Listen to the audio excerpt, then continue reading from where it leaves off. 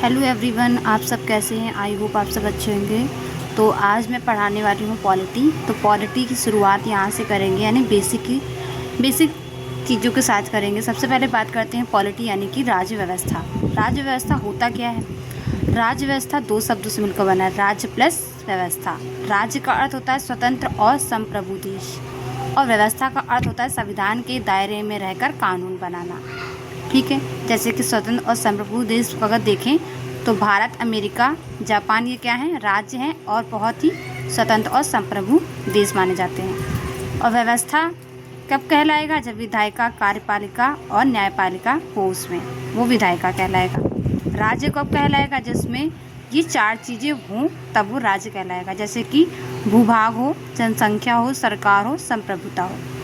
भूभाग यानी कि ज़मीन जायदाद होनी चाहिए जिस पे आप मकान बनाकर रह सकें। और संप्रभुता यानी कि आपको अपने तरफ से पूरी स्वतंत्रता है, यानी कि किसी का दबाव नहीं है, ना ही अंग्रेजों का दबाव है। ठीक है, बाकी जनसंख्या और सरकार आप जानते हैं। आप जानते हैं विधायिका, कार्यपालिका और न्यायपालिका क्या होता है। सबसे पहले अगर बात करते हैं विधायिका की,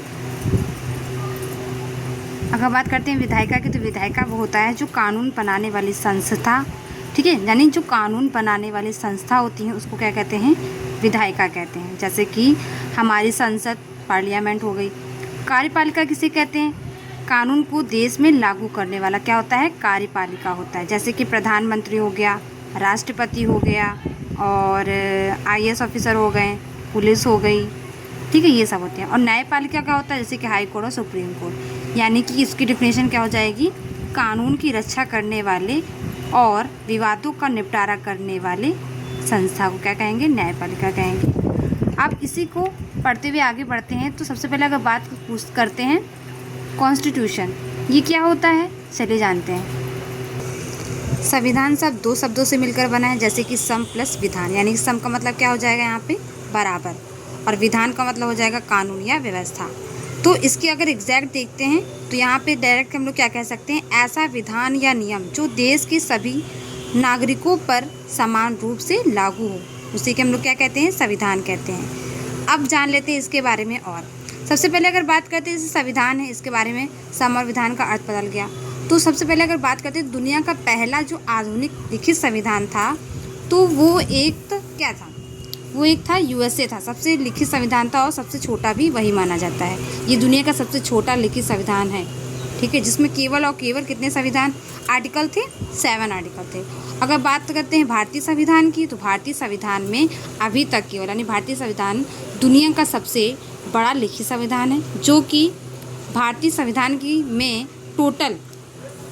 टोटल अगर बात करें तो उसमें 25 भाग हैं, 12 अनुसूचियाँ हैं, यही 2026 के अकॉर्डिंग अगर देखा जाए वर्तमान में, और 106 से अधिक संशोधन किए जा चुके हैं। और उसमें अगर बात करते हैं मूल अधिकार की, यानी कि फंडामेंटल राइट्स की अगर बात करते हैं, मौलिक अधिकार की, उसमें अभी तक जो आर्टिकल्स हैं टोटल 395 आर्टिकल्स हैं। और अगर बात करते हैं कि संविधान कितने दिन में बना होगा, क्योंकि वो सबसे बड़ा लंबा है, तो 2 साल 11 महीना और 18 दिन में ये बनकर तैयार हो गया था, ठीक है।